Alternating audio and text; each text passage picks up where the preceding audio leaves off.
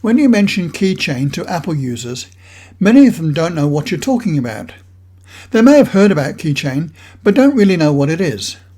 Well, it's a built-in password manager that comes with every Apple device. In it, you can store passwords, credit card details, and other important private information. The details can be stored locally on the device, or it can be stored on iCloud and available to all devices that use the same Apple ID. Unlike any other third-party password managers, Keychain will only work on Safari and on Apple devices. Because the Keychain Access uses the same password as the computer, for security's sake, the computer must be logged on through a password and not logged on automatically.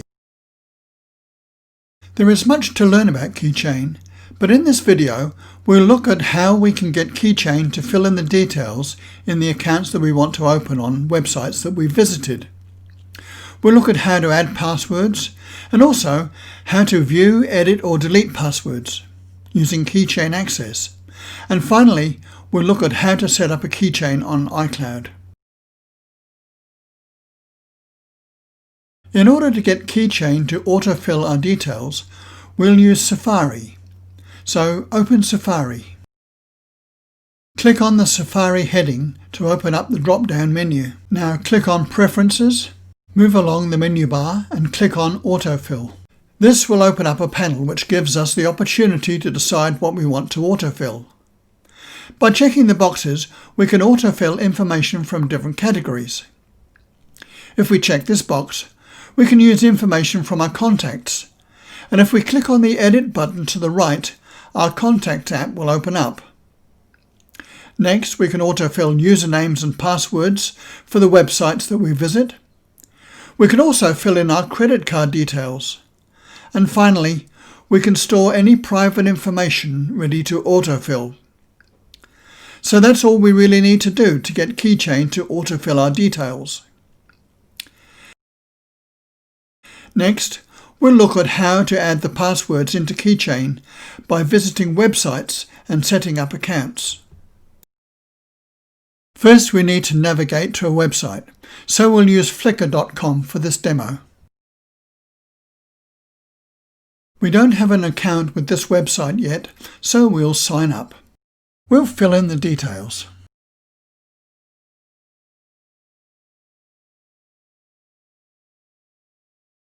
Click on the password panel. If no suggested password appears, click on the key.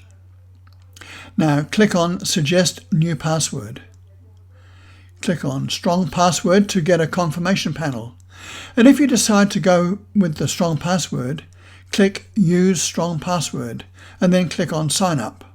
If you decide not to use the suggested password, then you can enter your own password, and a panel will come up and ask you if you want to save the password.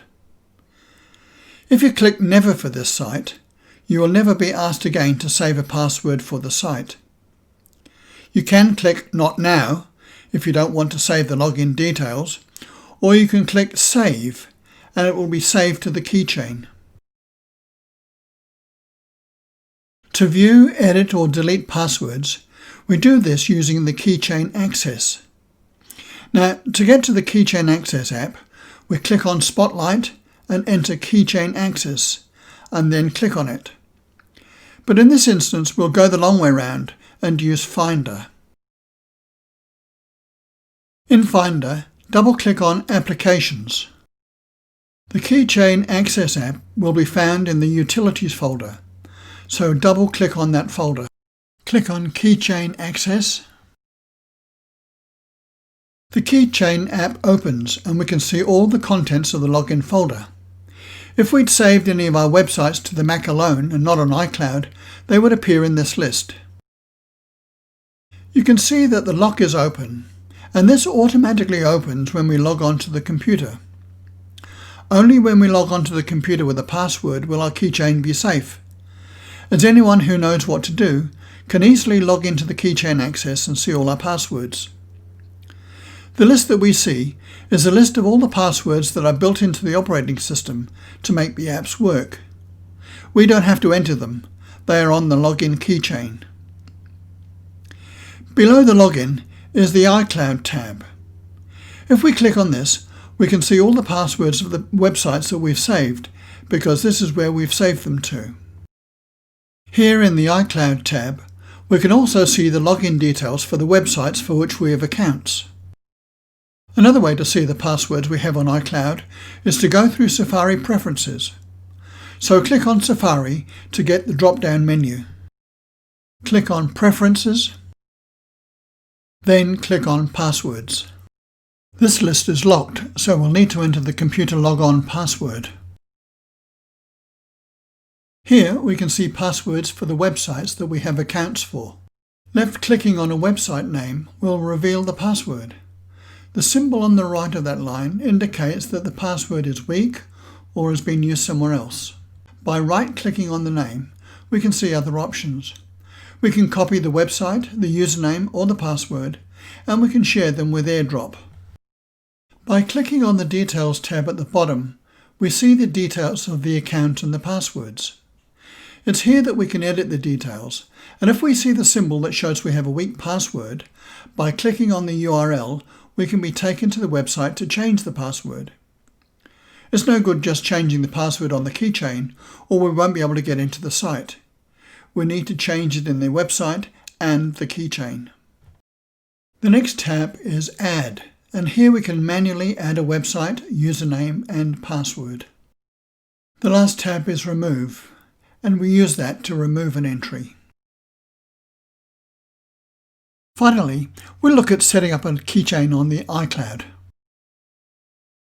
First, we need to click on the Apple logo to get into the System Preferences. So click on System Preferences. Now click on the Apple ID. In earlier versions of the macOS, you'll need to click on the iCloud icon in System Preferences. This page shows the apps that are using iCloud. In order to save the passwords to the iCloud, the Keychain app has to be linked to it. Check the square next to it. Now the Keychain is linked to the iCloud, and all passwords will be saved on iCloud and will be available on all other Apple devices using the same Apple ID. Well, this was just a brief introduction to the Keychain. There is so much more to learn, but I hope that you found this video helpful.